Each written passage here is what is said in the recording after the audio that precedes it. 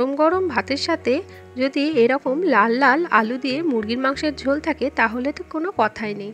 লুচি পরোটার সাথেও কিন্তু এই মাংসের ঝোল দুর্দান্ত লাগে। তো তার জন্য দেখুন আমি কড়াইয়ের মধ্যে দিয়ে দিয়েছি বেশ কিছুটা সর্ষের তেল। আর আলু দিয়ে যেহেতু মাংসটা বানাবো, তো তার জন্য প্রথমেই আলুটাকে ভেজে তুলে নিতে হবে। তার জন্য আমি এখানে দিয়ে দিয়েছি দেখুন বেশ কিছুটা আলু। তো আলুর মধ্যে সামান্য একটু লবণ আর একটু হলুদ দিয়ে আলুটাকে লাল লাল করে ভেজে নেব। বেশ কিছুটা সময় ধরে আলুটাকে ভেজে নেব যাতে সুন্দর আলুর মধ্যে একটা কালার চলে আসে। তো বন্ধুরা দেখুন আলুটা সুন্দরভাবে আমার ভাজা হয়ে গেছে। এবার আলুটাকে তেল থেকে তুলে নিচ্ছি। তো বন্ধুরা প্লিজ একটা লাইক দিয়ে ভিডিওটি দেখা শুরু করবেন। আপনাদের একটা লাইক আমাদের জন্য কিন্তু অনেকটা গুরুত্বপূর্ণ। তো আলুটা তুলে নিলাম। এরপরে এর মধ্যে দিয়ে দিচ্ছি গোটা গরম মশলা, এলাচ, দারচিনি, লবঙ্গ আর তার সাথে দিয়েছি দুটো তেজপাতা। এবার দিয়ে দেবো হাফ চামচ গোটা জিরে। ফোড়ন থেকে যখন মিষ্টি একটা গন্ধ বেরাবে তখন 3টে মাঝারি সাইজের পেঁয়াজ আমি কুচি করে রেখেছিলাম, সেই পেঁয়াজটা তেলের মধ্যে দিয়ে দেবো। আর গ্যাসের ফ্লেমটা অবশ্যই কিন্তু লো টু মিডিয়ামে রাখতে হবে, না হলে কিন্তু এটা একদম পুড়ে যাবে, তখন কিন্তু রান্নাটার টেস্টটা অন্যরকম হয়ে যাবে। তো পেঁয়াজটা একটু ভাজা ভাজা করে নেবো, খুব বেশি লাল লাল করে পেঁয়াজটা ভাজবো না, হালকা একটু ভেজে নিতে হবে পেঁয়াজটা। এই রেসিপিটা খুব তাড়াতাড়ি বানানো হয়ে যায়, কোনো রকম ম্যারিনেশন ছাড়াই কিন্তু খুব চটজলদি আপনারা বানিয়ে নিতে পারবেন। একবার রেসিপিটা ভালো করে দেখবেন, যে কেউ খুব সহজেই বানিয়ে নিতে পারবে। তো এখানে 700 গ্রাম চিকেন আছে, এখানে সব রকমই আছে, বোনলেস সব রকমই চিকেন আছে। তো সেটা এর মধ্যে এবার দিয়ে দিচ্ছি। এবার চিকেনটাকে ভালো করে একটু ভাজা ভাজা করে নিতে হবে।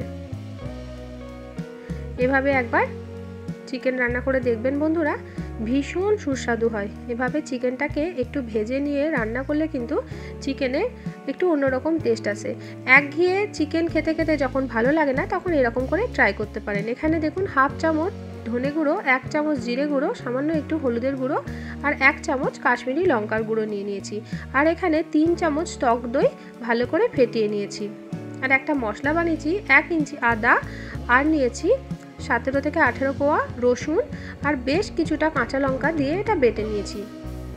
এখানে কিন্তু কাঁচা লঙ্কার ঝালটাই হবে, আমি কিন্তু কোনো রকম ঝাল লঙ্কার গুঁড়ো এখানে ব্যবহার করব না। আর এইদিকে দেখুন চিকেনটা বেশ ভাজা ভাজা হয়ে গেছে। আপনারা চাইলে এতে গোলমরিচেরও গুঁড়ো ব্যবহার করতে পারেন, তাতেও কিন্তু ফ্লেভারটা দুর্দান্ত আসে। তো চিকেনটা বেশ আমাদের ভাজা ভাজা হয়ে গেছে। এবার বেটে রাখা আদা, রসুন আর কাঁচা লঙ্কার পেস্টটা এর মধ্যে দিয়ে দেবো। আদা, রসুন, কাঁচা লঙ্কার পেস্টটা দিয়ে ভালো করে একটু কষিয়ে নেবো যতক্ষণ না আদার কাঁচা গন্ধটা চলে যাচ্ছে। তো খুব ভালো করে এটাকে একটু কষিয়ে নিতে হবে। আর গ্যাসের ফ্লেমটা অবশ্যই কিন্তু লো টু মিডিয়ামেই রাখতে হবে।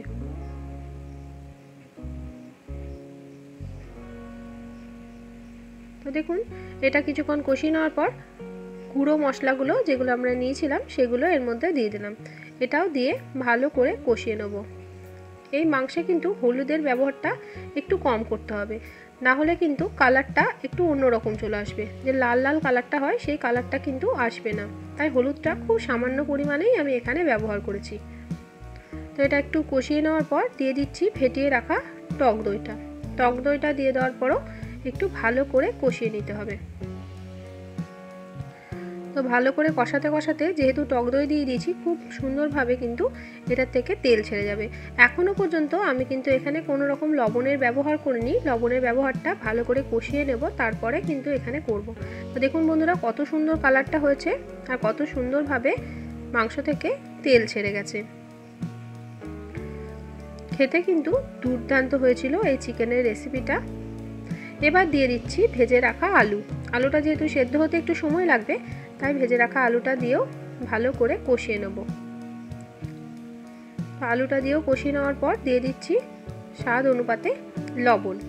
লবণ দিয়েও ভালো করে একটু মিশিয়ে দিচ্ছি যাতে আলুর মধ্যে আর চিকেনের মধ্যে সুন্দরভাবে লবণটা ঢুকে যায়।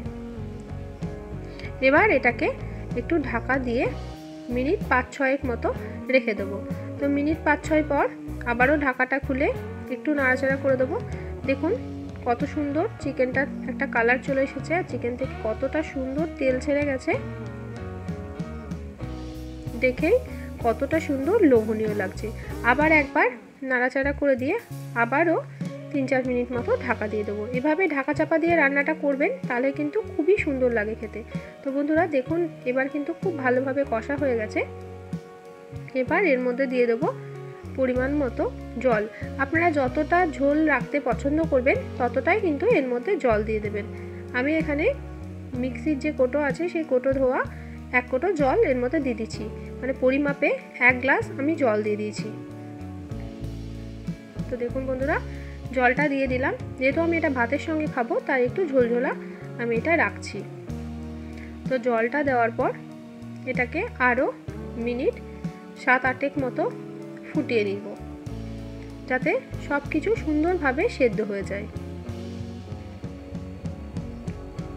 তো একবার লবণটা চেক করে নিতে হবে, যেহেতু জল দিয়েছি আমার লবণটা একটু কম হয়েছিল, তাই আর একটু লবণ স্বাদ অনুপাতে দিয়ে দিলাম।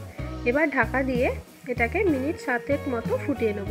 তো 7 মিনিট পর দেখুন ঢাকাটা খুলে দিলাম। এরপর দিয়ে দিচ্ছি ওপর থেকে সামান্য একটু গরম মশলাটা দিয়ে ভালো করে নাড়াচাড়া করে গ্যাসের ফ্লেমটা বন্ধ করে এটাকে স্ট্যান্ডিং টাইমে রেখে দেবো। তো বন্ধুরা দেখুন কতটা সুন্দর হয়েছে কালারটা।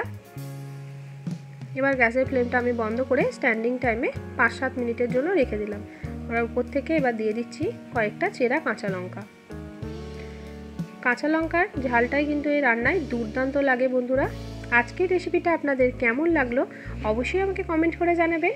আমার চ্যানেলে নতুন বন্ধু হয়ে থাকলে আমার চ্যানেলটিকে সাবস্ক্রাইব করে পাশে থাকার অনুরোধ রইল। পাশে থাকা বেল বাটনটিকে প্রেস করে অল নোটিফিকেশানটা অন করে দেবেন, যাতে নিত্য নতুন কোনো রেসিপি দিলে সবার আগে আপনাদের কাছে নোটিফিকেশান পৌঁছে যায়। এতক্ষণ পর্যন্ত ধৈর্য সহকারে আমার ভিডিওটি দেখার জন্য সকলকে অসংখ্য ধন্যবাদ। আজকের মতো আসি বন্ধুরা, দেখা হবে অন্য কোনো দিন অন্য কোনো একটা রেসিপির সাথে। ততক্ষণ পর্যন্ত সবাই ভালো থাকবেন।